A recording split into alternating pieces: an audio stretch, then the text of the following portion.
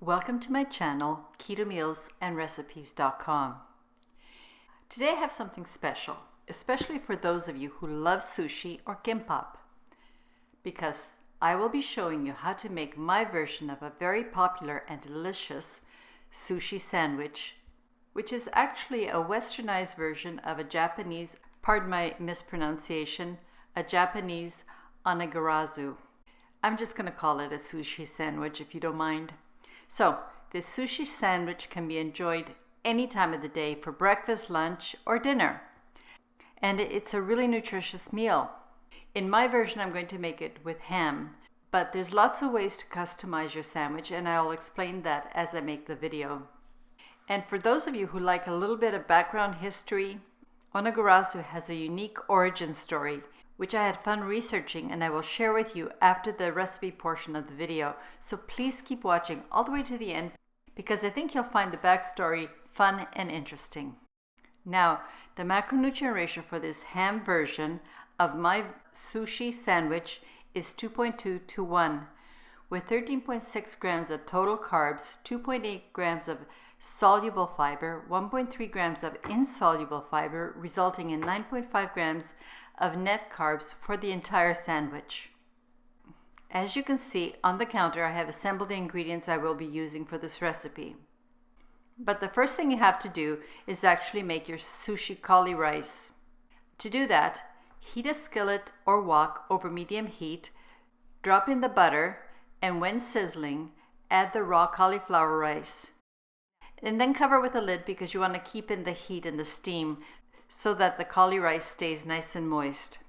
Then just cook for 5 minutes. That's all it'll take.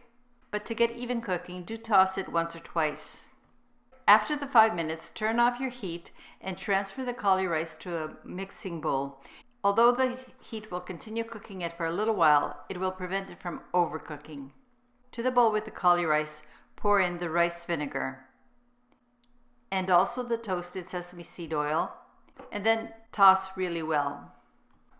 The next thing I do is I break off little pieces of my room temperature cream cheese, add it to the bowl, and work it into the cauli rice. The cream cheese acts as a binder because cauli rice doesn't have the same starchy stickiness as sushi rice does.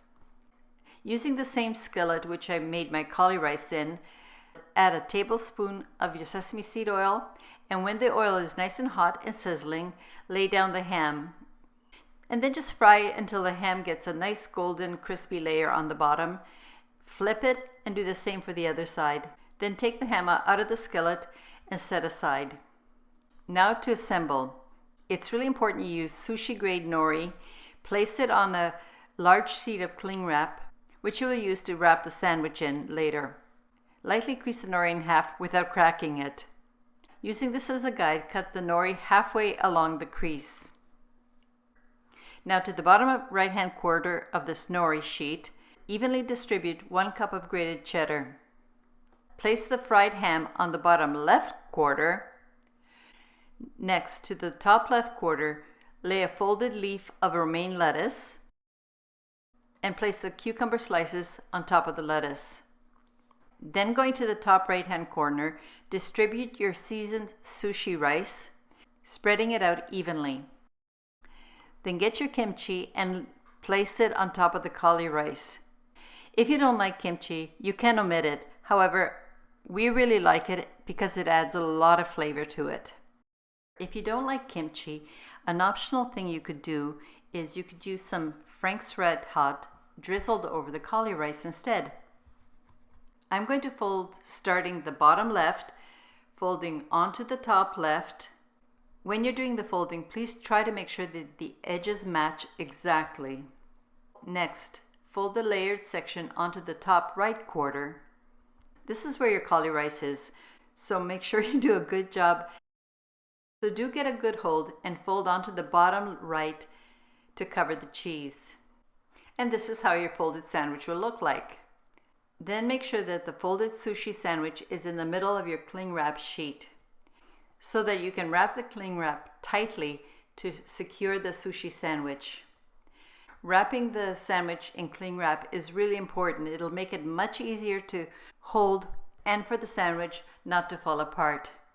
Now, the best way to cut sushi is to use a serrated knife. And with the serrated knife, cut the sandwich in half through the cling wrap.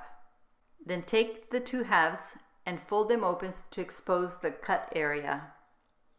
And all that's left to do is to put this sushi sandwich into your lunch container. A bento box is great, but I don't have one at the moment, so I'm going to use this little container. When we were in Japan, I noticed that all prepared lunch boxes were beautifully arranged. They were very colorful and pleasing to the eye. I'm not even going to try to make an ornate bento box type lunch, but I'm going to get some baby red bell peppers and cut them into quarters, and then cut each quarter in half or in thirds.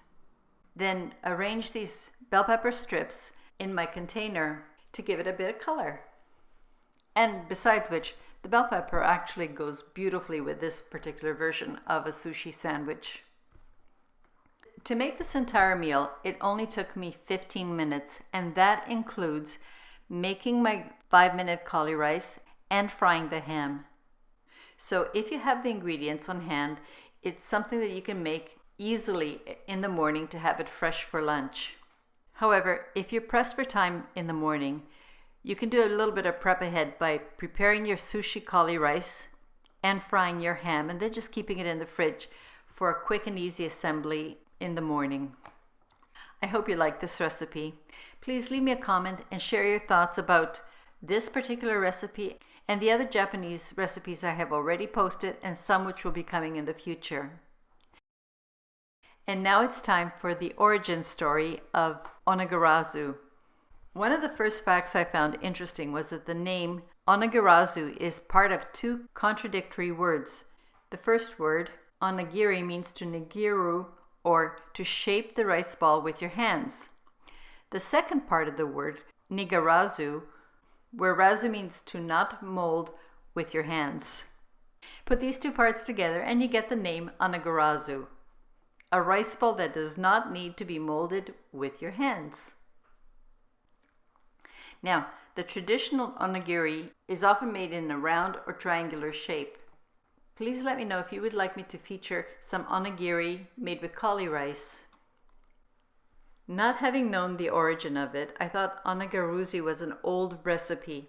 But in fact, onigirazu first appeared in Japan food culture in about 1991, when Toshi Iwama, a manga comic book writer, was creating his manga series called Cooking Papa. The background story is that Toshi was inspired by a rice sandwich which his wife created for their children. His first introduction to the onigirazu in the 22nd installment of his manga series, when this rice sandwich was created as an easy 5-minute meal. A little bit about the Cooking Papa manga series. The main character is Kazumi, who is a salesman. To Japanese people means a white-collar businessman in a large company.